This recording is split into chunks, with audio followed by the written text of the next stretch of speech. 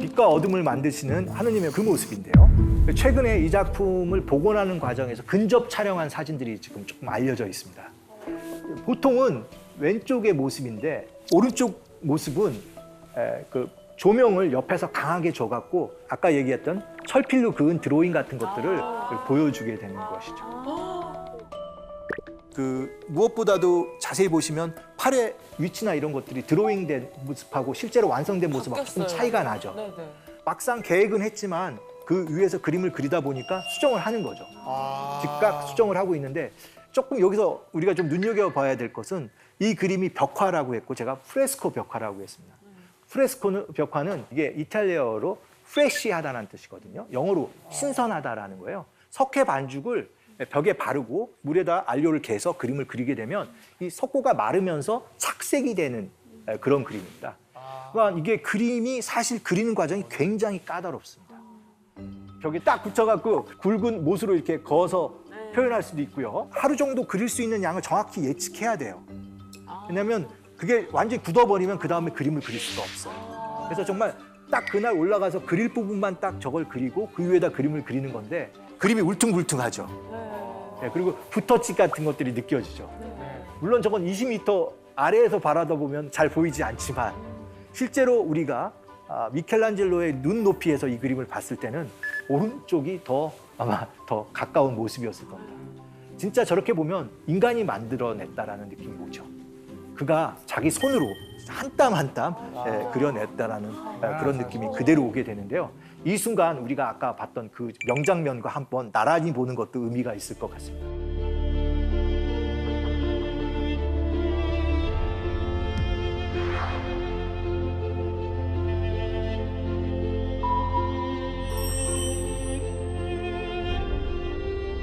거대한 작품이고 넘사벽 작품이지만 그것들을 조금 더 우리가 다가가 봤을 때는 저런 좀 인간의 어떤 터치, 인간의 어떤 향기가 난다고 할까요? 사람의 어떤 느낌이 이렇게 물씬 나게 됩니다. 이게 정말 명작이 우리가 조금 명작에 가까이 갔을 때 우리가 느낄 수 있는 그런 어떤 세계인 것 같다는 생각을 또 갖게 됩니다. 그리고 사실 저는 미켈란젤로가 화가가 아니라 조각가로 알고 있었는데 네. 갑자기 그림을 또 이렇게 그린다는 것도 굉장히 천재니까 놀랍기도 멀티. 하고. 실제로 미켈란젤로가 여러 조각을 했지만 그 자신의 이름을 가장 유명하게 알리게 된 첫 번째 조각 작품은 피에타라는 작품입니다. 그 작품을 통해서 진짜 조각가로서 나는 이 정도 하는 사람이라는 걸 주변에 완전히 각인시키죠.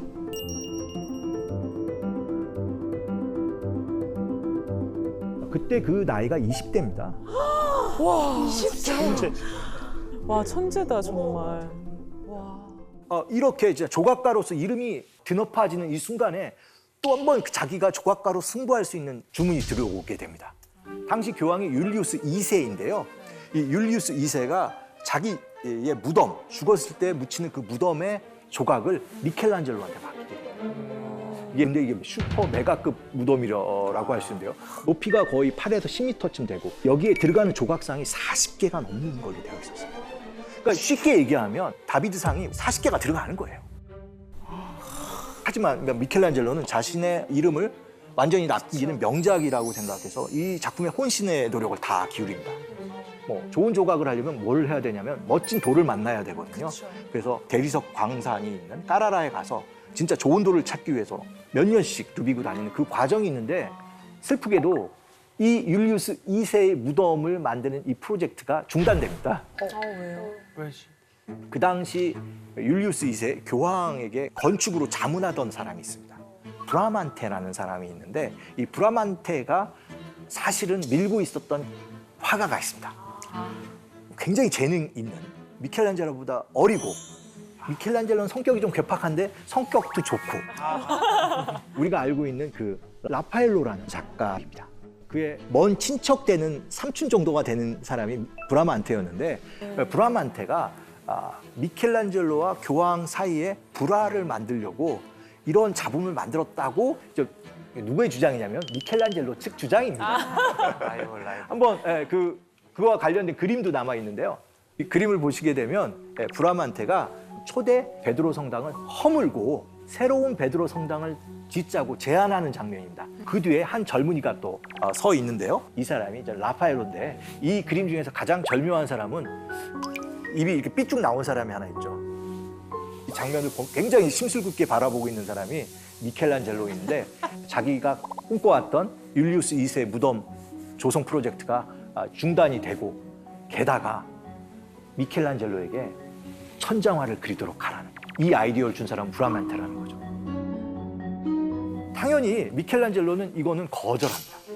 아직 회화적으로는 실력을 드러내 보여주지 않았던 미켈란젤로가 브라만테가 자기를 나락에 빠뜨리려고 만든 일종의 간괴라고 생각을 했고 그래서 교황의 요청을 거부하죠. 저는 조각가이지 화가가 아닙니다. 여기서 잠깐 그 미켈란젤로 성격이 얼마나 괴팍했는지를 보여주는 그 사례가 있습니다. 이 프로젝트를 한참 진행하고 있는데 교황이 얼마나 궁금하겠어요. 그래서 도대체 이 프로젝트가 언제 끝났는지 미켈란젤로한테 물었는데 뭐 끝날 때 되면 끝나겠죠. 이 정도 답변을 했다는 거예요. 근데 이분도 정말 성격이 진짜 다혈질 성격인데 그래서 기록에 의하면 주교 지팡이 있죠. 그걸 내려쳤다는 거예요. 그러면은 또 미켈란젤로가 맞고 가만히 있었냐? 즉시 짐 싸갖고 고향으로 낙향했다는 거예요. 근데 이제 교황이 막상 또 그런 일이 벌어지니까 이 프로젝트는 계속 해야 되고 그래서 결국 그 미켈란젤로를 이렇게 달래게 됩니다. 근데 뭘로 달게 됐냐면 체불된 임금을 한꺼번에 지불한 걸로 되어 있습니다. 돈이었어요. 예, 그게 미켈란젤로가 사형제인데요. 두 번째 아들입니다. 근데 이 집안이 실질적으로 돈을 버는 사람 미켈란젤로밖에 없었어요. 소년 과장이었던 거죠. 미켈란젤로는 일찍부터 성공을 해서 집안을 일으켜 세우겠다라는 생각이 굉장히 컸고 두카토 500냥. 500냥. 예. 요즘으로 치면 대략 한 5억 정도가 밀려 있었던 거예요. 어쨌든 이 돈을 받고 미켈란젤로는 다시 돌아와서 지금 우리가 본 대로 이 시스티나 예배당을 완성시키죠.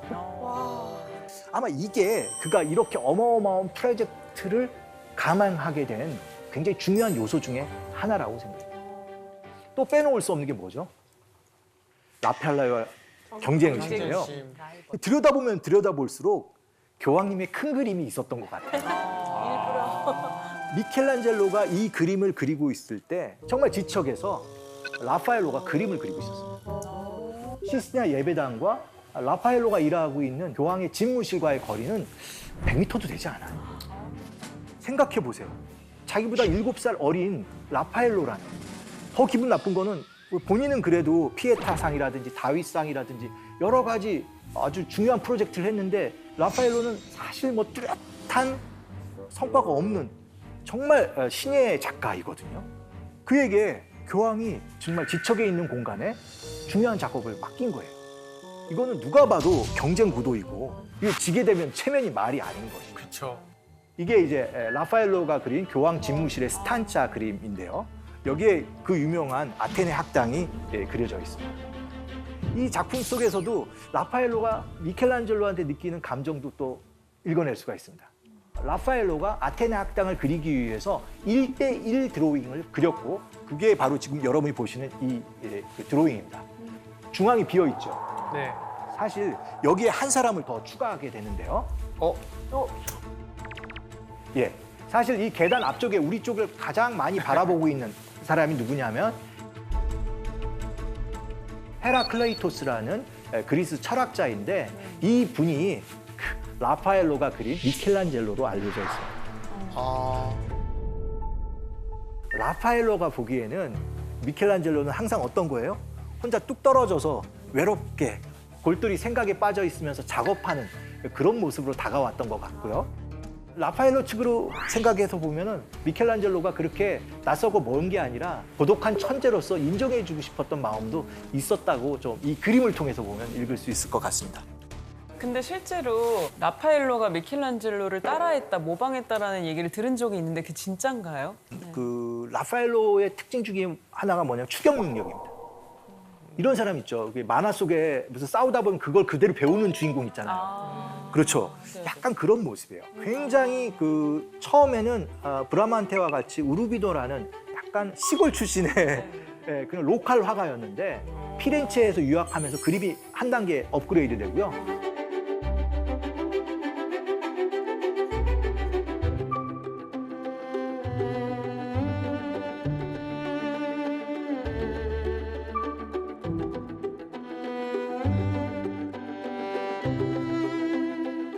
로마에 와서 이렇게 미켈란젤로와 경쟁하면서 미켈란젤로와 대등한 실력을 보여주게 됩니다. 그러니까 어떻게 보면 그 학습 능력이 대단히 탁월했던 화가이라고 할 수 있고요. 사실 이거 배우는 것도 능력입니다. 그렇죠. 예, 절대적인 능력이고요. 어느 순간에 넘어가게 되면 표현력에 있어서 또 하나의 천재였던 다빈치까지 능가하는 모습을 보여주게 됩니다. 근데 여기서 3대 천재 뭐 이런 거. 아, 3대. 그 레오나르도 다빈치, 미켈란젤로 그리고 라파엘로를 얘기하는데 근데 여기서 안타까운 게 있죠. 라파엘로의 안타까운 점은 요절입니다. 요절. 37살에 일찍 생을 마감하게 됩니다. 이르다. 예, 그것도 이전 여러 가지 이유가 있는데 그 대부분은 과로사로. 그러니까 일을 좀 거절했어야 되는데 너무나 잘하니까 많은 일이 몰려왔고 정말 젊은 나이죠. 30대 후반에 했던 프로젝트를 보게 되면 어떻게 인간이 이걸 다 할 수 있을까라고 생각이 들 만큼 아까 봤던 그 시스티나 예배당에 뒤지지 않을 만큼 굉장히 거대한 교황의 집무실 벽화 다 그리고요. 그 당시 또 성 베드로 성당 설계에도 또 참여하게 되고 또 일종의 지금으로 치면 문화재 청장 같은 역할을 하게 됩니다. 이 와중에 끊임없이 또 미켈란젤로와 얽히게 됩니다. 이게 정말 나빠요. 이 두 사람이 경쟁에 있다는 것을 알아갖고 끊임없이 이 두 사람한테 같은 그림이나 같은 곳의 그림을 그리게 합니다. 스트레스. 보실까요? 이 그림은 사실은 미켈란젤로의 그림은 아니에요. 미켈란젤로와 친분이 굉장히 강하게 있던 베네치아 출신의 세바스티아노 델 피옴보라는 작가가 있는데 이 작가와 라파엘로가 거의 똑같은 사이즈의 그림을 프랑스 성당에 그리게 돼요. 이건 뭐냐면은 둘이 그림을 나란히 걸겠다라는 거예요. 비교되잖아. 그러면 미켈란젤로의 아주 측근인 세바스티아노 델 피옴보와 라파엘로의 그림이 나란히 있으면 당연히 사람들이 어떤 비교를 하는 거예요. 미켈란젤로와 라파엘로의 그림 비교로 자연히 가기 때문에 여기에 또 미켈란젤로가 가만히 있을 수 없죠. 이 그림의 주제는 예수 그리스도께서 죽은 나자렛을 살리는 장면이에요. 저 나자렛의 장면, 오른쪽을 보시죠. 저 드로잉이 바로 미켈란젤로가 그려준 거예요. 이렇게 레슨을 준 거죠. 이렇게. 다 해준 거네요, 저건. 그렇죠. 특히 그 예수 그리스도의 저 모습은 뭐예요? 천지창조의 모습이라든지 미켈란젤로의 모습 그대로 또 따온 거죠. 세바스티아노 델 피옴보는 철저히 자기가 누구의 모습으로? 미켈란젤로의 모습으로 저 그림을 완성했던 건데요. 그런데 이때 라파엘로의 기량이 어느 정도냐면 초격차입니다.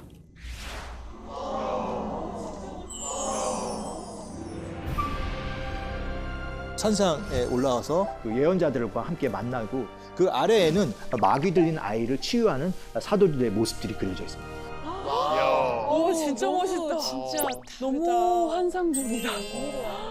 두 개의 그림이지만 아래 위 그림이 따로 놀기보다는 손짓, 몸짓 그리고 빛의 효과에 의해서 하나로 이렇게 연결되는 듯한 효과를 주게 되죠. 이거는 누가 봐도 누구 승이에요? 라파엘로 승이라고 볼 수 있는데 이겼다, 이겼다. 안타깝게도 이 그림을 라파엘로의 마지막 그림입니다. 거의 유작이라고 할 수 있는 그림이 그리스도의 변용이라는 작품이고요. 이 그림을 그대로 모자이크로 만든 작품이 베드로 성당 안에 이제 그 제대화로 또 있기 때문에 혹시 로마에 가서 이 그림을 보시게 되면 또 한 번 굉장히 많은 생각을 만감이 교차하는 느낌을 가지면서 이 작품 안에 쓰시게 될 겁니다. 미켈란젤로와 시스티나 예배당의 인연은 여기서 그치진 않습니다. 좀 더 계속되는데요. 미켈란젤로가 이 그림을 처음 그렸을 때가 30대입니다. 그런데 25년 후쯤 다시 돌아와서 이 정면에 있는 벽면에 최후의 심판이라는 그림을 그리게 되죠. 유명한 그림.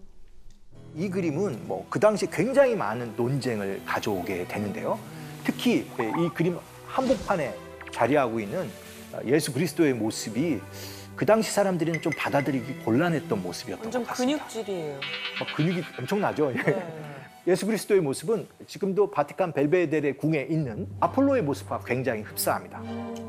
굉장히 건정한 몸, 손의 자세, 특히 그 얼굴의 모습은 거의 일치한다고 할 수가 있어요. 똑같다. 머리 스타일까지 똑같아. 예수 그리스도를 이교도의 신의 모습으로 표현했다는 거는 이거는 신성 모독일 수가 있는 것이죠. 그래서 이 작품을 보고 당시에 많은 비평의 목소리가 있었는데요. 특히 이 예수 그리스도의 모습뿐만 아니라 그 미켈란젤로가 성인과 성녀를 어떻게 표현했냐면 완전 누드로 표현했습니다. 예수 그리스도를 그리스 신처럼 표현한 것도 불편한데 성인, 성녀를 완전 누드로 표현했기 때문에 당시 비판의 목소리는 굉장히 거셌다고 알려져 있는데요. 특히 교황의 의전 담당관이었던 비아지오 다 체세나라는 사람이 있었는데 그 사람이 이런 비판을 아마 앞장섰고요. 그 어떤 얘기를 하냐면 이 그림은 성당이 아니라 술집 아니면 뭐 매운 글에서나 적당한 그림이다라고 강렬히 비판했던 것 같습니다. 그런데 미켈란젤로가 누굽니까? 이 이야기를 듣고 가만히 있을 수가 없죠. 어떻게 안가품을 하냐면은 지옥에 빠진 영혼들이 첫 번째 심판을 하는 사람이 바로 미노스라는, 우리나라로 치면 염라대왕이라고 할 수 있는데요. 이게 그를 비판하던 비아지오다 체세나의 얼굴인 것이죠. 어떻게 이거? 이제는 이 사람은 이제 이 그림이 계속되는 한 자기의 역할은 뭔 거예요? 지옥의 염라대왕 얼굴로 남아 있는 거예요. 전 세계에서 예. 더 놀라운 거는 이 그림이 그려져 있는 위치입니다. 들어가는 문 입구 바로 위에다 만들어놨습니다. 진짜 무섭다. 무서운 사람이다. 천재네. 우리가 그 작가를 비판했을 때는 어떻게 되돌아올지를 보여주는 하나의 역사적 사례이기도 한데요. 이 작품이 이제 누드로 그려졌다는 거에 대한 어마어마한 비판이 있었고요. 사실 이 비판 때문에 이 작품은 거의 파괴될 뻔합니다. 절대 교회 안에서 받아들일 수 있는 선을 넘었다라는 거죠. 하지만 그 안에서도 여전히 양식 있는 사람이 있었고 이 작품을 만약에 쉽게 얘기하면 갈아엎은다면 그거는 정말 일종의 문화 파괴자로서 역사의 길이 남을 거라는 이런 경고의 목소리 때문에 이 작품이 유지가 되긴 됩니다. 근데 여러분 이게 유지가 된 건데 상당 부분이 다시 그려집니다. 완전히 갈아엎는 대신에 이 누드의 중요한 부위, 성인 성녀의 소위 그 중요한 부위에다가는 이 옷을 입히게 됩니다. 그래서 지금 그려진 모습은 일종의 이렇게 소위 말하면 검열을 받은 결과라고 할 수 있겠습니다. 지금 색깔이 들어가 있는 부분이 있죠.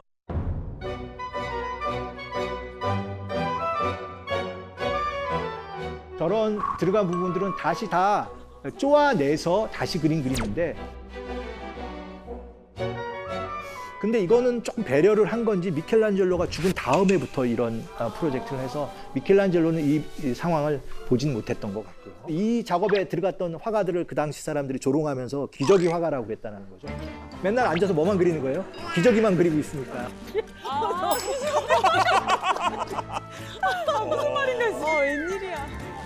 근데 저 질문하고 싶은데 너무 우스운 질문일 수도 있는데 다 이렇게 중요 부위를 이렇게 빨간색으로 해놨는데 저 파란 부분만 엄청 넓은 면적으로 이렇게 가려놨는데 그거는 왜 저렇게 많은 수정이 필요했는지 궁금해지는데.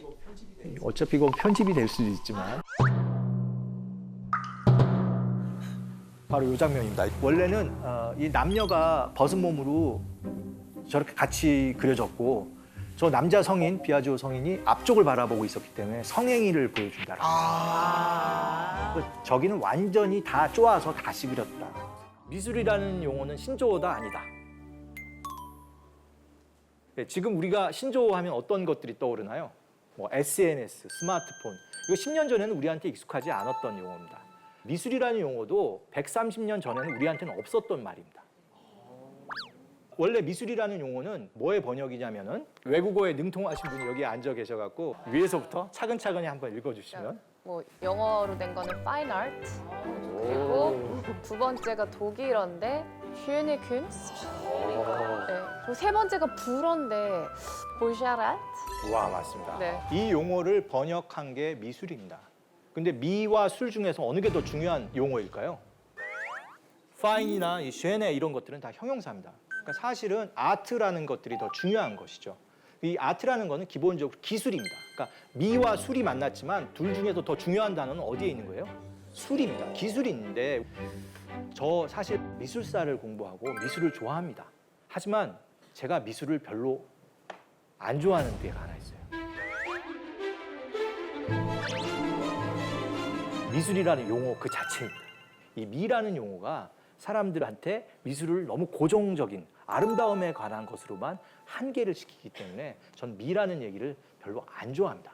그래서요, 제가 여러 학자들하고 있을 때 식사를 하면서 그 얘기를 또 그 식탁 자리에다 제가 꺼냈습니다. 그랬더니 거기에 한 학자가 계셨던 거예요. 그분이 양 교수, 그거는 양 교수가 미술이 원래 의미를 잘 모르는 거야.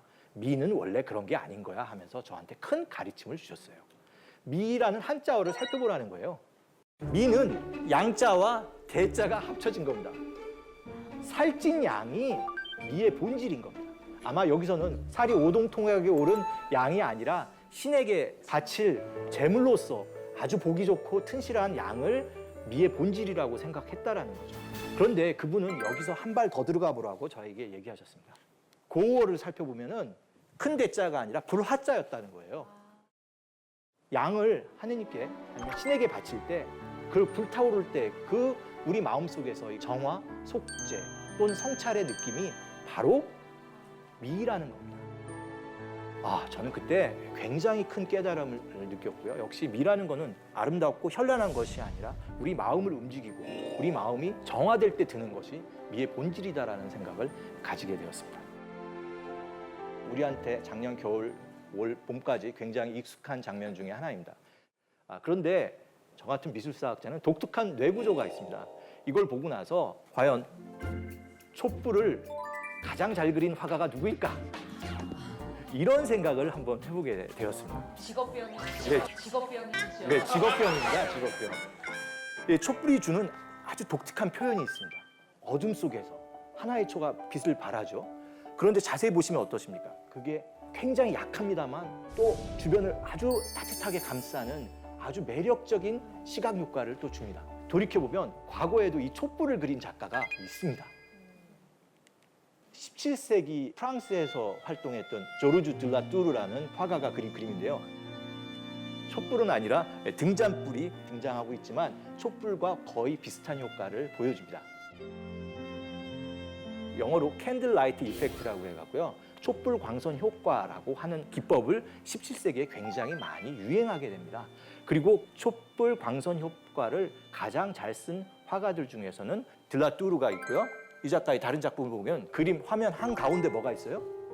촛불이 있고 그 촛불이 주변에 이 주사위 놀이를 하고 있는 사람의 얼굴을 쫙 비추고 있습니다. 그러니까 그 배경은 어떻게 되죠? 완전히 어둠에 빠져 있죠. 저도 이 작가를 좋아했는데요. 일반적인 미술사에서는 이 작가는 바로 앞 선배님의 영향을 많이 받은 거로 되어 있습니다. 그 바로 누구냐면 미켈란젤로 다 까라바조입니다. 이 작품을 보면 지금 한가운데 앉아 계신 분이 누구냐면 예수님이십니다. 얼굴이 약간 살집이 붙어 있고 약간 너무 젊게 등장하는데요. 예수님이 부활하시고 나서 제자들과 같이 이 엠마오라는 곳을 가는데 심지어 이 제자들이 예수님이 부활하셨는데도 못 알아봐요. 왜? 예수님은 사흘 전에 돌아가셨으니까 모셨던 스승이 다시 부활했는데도 그걸 깜깜이로 못 알아보는 겁니다. 그래서 이 엠마오라는 곳에 앉아서 식사를 하면서 내가 예수다!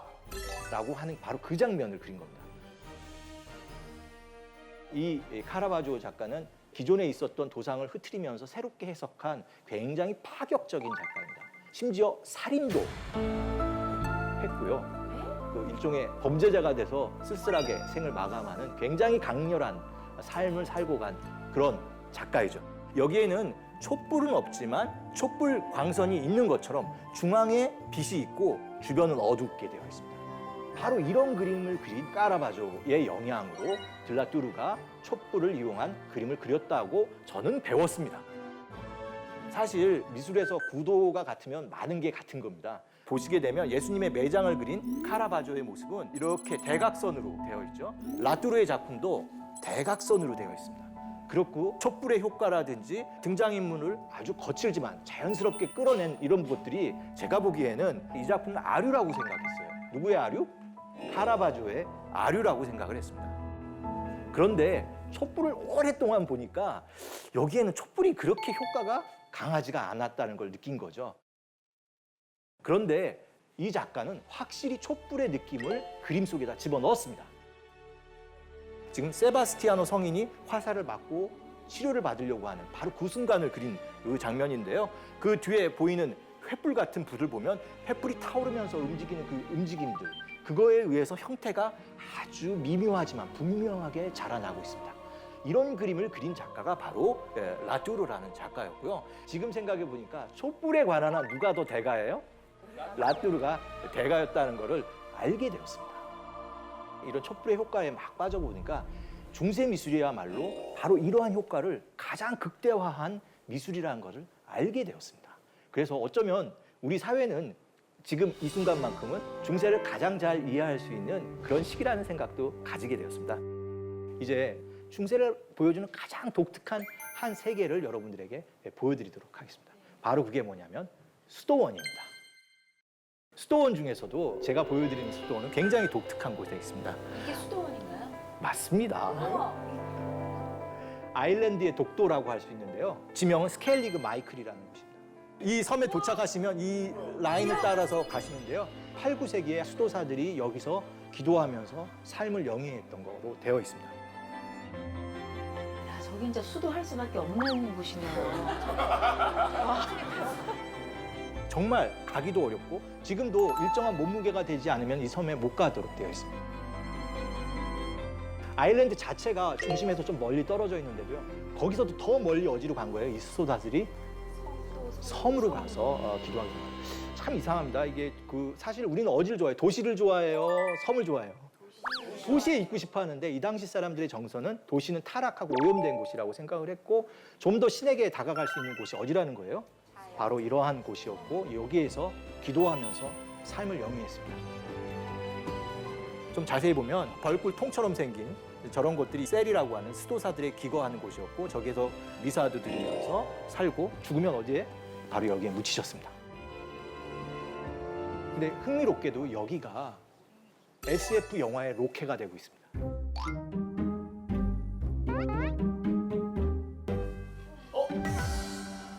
저 이거 압니다. 저 이거 압니다. 뭡니까? 요 최근 스타워즈에서 그 스승을 만나러 갔을 때 맞죠? 정확하게 이게 스타워즈 7탄, 8탄의 배경이 되고 있습니다.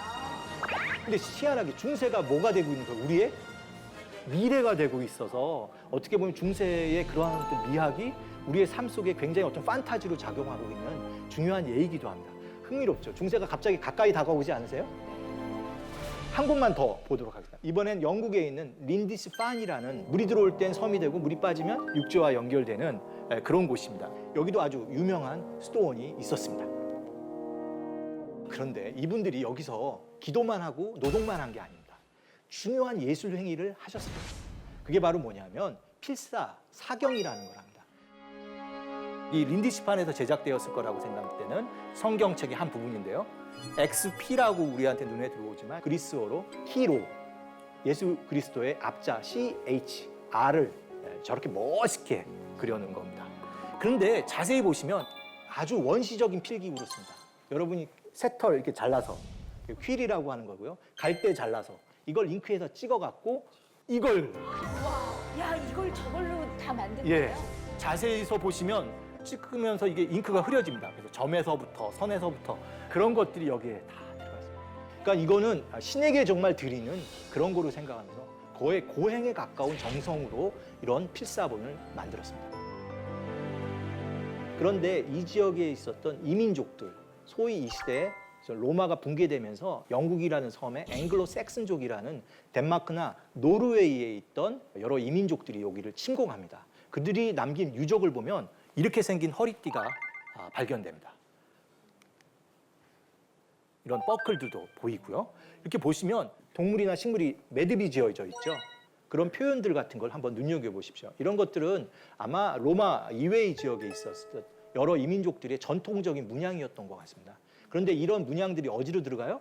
성경을 필사할 때 그게 또 들어가게 됩니다. 그러니까 성경을 그냥 필사한 게 아니라 자신들의 고유한 표현들을 가지고 이런 것들을 기독교 신앙하고 접목한 이게 유럽의 아주 중요한 부분이 됩니다. 고전 미술만 있었으면 유럽 미술이 굉장히 따분했을 겁니다. 하지만 이런 그 당시로 치면 유럽의 새로운 이민족들의 영감이나 에너지가 들어갔기 때문에 유럽 미술이 굉장히 다채로워집니다. 이분이 지금 뭐 하고 계시는 것 같이 보이세요? 지금 저분이 한 손에는 삽을 들고 한쪽에는 저거 그 군대에 뭐 지뢰 저기 금속 탐지기 하는 그런 거 아닌가요? 네. 이게 영국에 있는 사람들 중에서 많이 보편화된 취미 생활 중에 하나가 금속 탐지기를 들고 벌판을 누비는 겁니다. 그냥 누빌까요? 왜 누빌까요? 왜 그런가요? 이게 이쪽 지역에 400년부터 계속 그 변란이 많이 생깁니다. 그래서 사람들이 뭐예요? 외적이 쳐들어오면 중요한 물건을 가지고 못 가서 땅에다 묻어놓고 도망가는 거예요. 그거를 찾는 사람들입니다. 역시 그런데 이게 생각보다 많이 밝혔거든요. 그리고 최근에 대박을 친 사람이 바로 이 아저씨입니다. 이러한 보물을 줬어요. 와 대박이다. 이러한 보물. 그래서 이게 보상을 50억 원을 받았어요. 이 정도면 로또죠. 네, 해볼만 하죠. 어느 지역일까요? 예. 아까 지도에서는. 그래서 지금 버밍엄 아트 갤러리에 가면 이러한 유물들을 다시 좀 볼 수가 있는데요. 여러분이 이런 유물들의 표현들을 자세히 보시면 이렇게 우리가 필사본에서 봤던 문양들이 여기에도 다시 들어가 있습니다. 이제부터 아일랜드가 자랑하는 최고의 보물을 보여드리겠습니다. Book of Kells. 우리가 이제 켈스의 서라고 하는 책이 아일랜드에 있는데요. 자, 어느 분이 보고 계시는지. 오. 이분도 이렇게 열심히 보시고 이 책을 볼 때 뭘 이용해서 보셔야 돼요? 이로 볼 만큼 디테일이 아주 좋습니다. 이 장면인데요. 이렇게 800년경에 제작되었을 거라고 생각되고요. 발견된 거는 켈스인데 제작된 수도원은 아직은 잘 모릅니다. 정말 정교하죠. 이분들이 수도원에서 저런 것들을 제작하고 있었던 겁니다.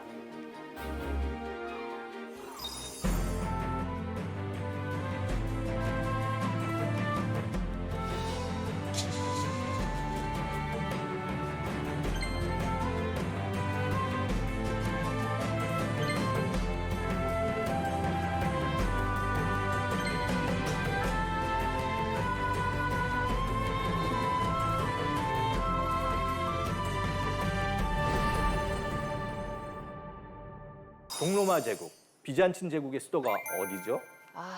역사학과 출신인데. 아, 이 정도는. 콘스탄티노플. 예, 맞습니다. 콘스탄티노플은 지금 어디입니까? 또 아는 거 질문해 주셔서 감사합니다. 터키, 이스탄불. 맞습니다. 예. 지금 터키 이스탄불에 가시면 지금과 같은 이 성당을 들어가 보실 수가 있습니다. 하기야 소피아라는 성당이고요. 한국어로 번역하면 성스러운 지혜라는 의미의 성당입니다. 지금 이 안에 들어가 보면 둥근 지붕이 올라가 있습니다. 높이가 거의 55m까지 되고요. 이 둥근 지붕의 폭은 거의 30m를 넘습니다. 이런 거대한 둥근 지붕이 하늘에 매달려 있듯이 있죠. 왜 제가 매달려 있냐고 하냐면 그 당시 사람들이 그렇게 생각했습니다. 이 돔을 보시면 그 조그만한 창들이 어디에 있어요? 이 돔 바깥쪽에 빙 둘러서 있습니다. 그리고 그 창을 통해서 빛이 들어오게 되죠. 낮에는 햇빛이 들어오고 밤에는 달빛이 이 공간을 채우게 됩니다. 그리고 이제 빛이 들어오는 효과 이런 것을 보게 되면 이런 작품을 만든 사람은 빛에 대해서 고민을 많이 했다라는 것을 알 수가 있는데요. 이런 것들은 중세 시대 미술을 관통하는 굉장히 중요한 주제가 되고요. 이러한 빛의 흐름, 빛의 효과를 극대화한 미술들을 중세 미술에서 자주 만나게 되게 됩니다. 그리고 이곳에 촛불이 있으면 얼마나 좋을까요? 죄송하게도 현대 문명에 의해서 촛불은 아니라 전등을 켜놔쓰고 있습니다. 그런데 우리는 뭘 이용하는 거죠? 상상력을 이용해서 저게 샹들리에에 뭐가 있다고 생각하시면 돼요? 촛불이 있다라고 생각을 하시면 이 공간이 새벽이라든지 밤에 어떻게 사람들한테 다가왔을지를 충분히 상상하실 수가 있습니다. 그리고 바로 여기에 이러한 공간, 건축적 구성만 있는 것이 아니라 이 촛불이나 이 미묘한 빛의 흐름을 아주 잘 끄집어낼 수 있는 미술이 있습니다. 그게 바로 뭐냐면 이런 모자이크가 곳곳에 있습니다. 흥미롭게도 하기야 소피아 성당은 원래는 기독교 성당이었죠. 그렇지만 오스만 투르크가 이곳을 1452년 점령하고 나서는 모스크로 씁니다. 하지만 이슬람 지배자들도 하기야 소피아를 너무나 좋아해서요. 파괴하기보다는 그대로 모스크로 썼고 여기에 있었던 많은 모자이크도 그대로 남겨놓고 아니면 회치를 해버렸습니다. 그래서 지금도 이 회를 걷어내면 이러한 옛날에 있었던 모자이크를 다시 볼 수가 있습니다. 이게 얼마나 크냐면은 이 성모 크기가 한 7m, 8m 되는 거대한 모자이크입니다. 그리고 이 모자이크의 주변에 있는 황금색의 배경을 보시면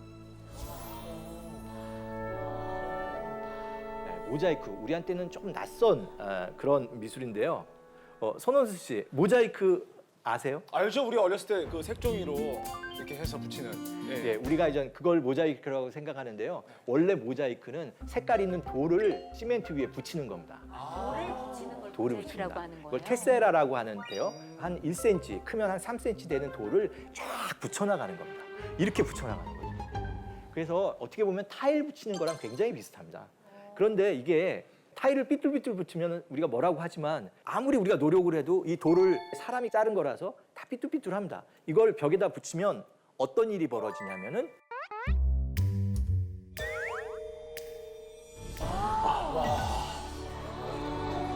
정말 레이버 인텐시브합니다. 물론 거기서 보면 이것들이 다 하나의 형태로 보입니다만 화가를 필력이라고 하는데요. 이 모자이크 공의 실력은 얼마나 치밀하고 아주 일정한 간격으로 붙이느냐가 실력이 됩니다. 자, 여기서 상상력을 이용해서 이 앞에다가 촛불이 있다고 생각을 해보세요. 빛이 반사되고 이것이 약간 일그러져 있기 때문에 굉장히 미묘한 효과를 주게 됩니다. 여러분 생각을 해보세요. 형형색색의 이 아름다운 돌이 들어가 있는 겁니다. 그러니까 엄청나게 제작비가 많이 들고요. 시간도 많이 듭니다. 지금 우리가 종이로 이렇게 한 거는 모자이크의 맛을 조금만 보는 것이죠. 하지만 그런 걸 통해서 진정한 모자이크를 이렇게 한번 또 상상하실 수도 있습니다. 아까 말씀하셨던 지금은 이스탄불이라고 부르는 처음에 생겼을 때는 콘스탄티노플이었고요. 그 전에도 역사가 또 있습니다. 비잔티움이라는 도시였습니다. 그래서 세계의 역사를 갖고 있는 인류 역사의 하나의 중요한 도시라고 할 수 있는 것이 바로 이 이스탄불입니다. 방금 봤던 하기야 소피아 성당은 왼쪽에 있는 거고요. 이게 530년경에 만들어진 겁니다. 정확하게 532년에서부터 537년 그 정도에 만들어진 건데요. 우리나라로 치면 삼국시대에 만들어진 건데 지금까지도 거의 완벽하게 남아 있습니다. 보면 고대 건축 기술이 그대로 중세로 전달되고 있는 그런 느낌이 있습니다. 큰 돔이 있고요. 이게 10,000원짜리 돔이 그 돔을 옆에서 지지하고 있습니다. 그리고 더 아래로 내려가서 보시면 그 돔이 3개로 갈라져 갖고 또 버텨주고 있습니다. 그래서 공간적으로 아름다울 뿐만 아니라 기능적으로도 아주 완벽하게 건물들을 지탱하고 있는 감성적이고 상상력을 자극하지만 그것들을 굉장히 논리적인 건축 구조물로 유지하고 있는 게 바로 여러분이 보시고 있는 하기야 소피아 성당입니다. 이 성당이 너무 좋아서 오스만 투르크의 술탄이 17세기 초에 똑같은 거를 건너편에 하나 더 집니다. 그래서 오른쪽에 있는 거는 블루 모스크의 모습입니다. 놀랍지 않아요? 기독교의 성전이 뭐가 되는 거예요? 이슬람 사원의 기준이 또 되는 거니까요. 굉장히 흥미로운 이런 아름다운 광경을 터키 이스탄불에 가면 보실 수가 있습니다.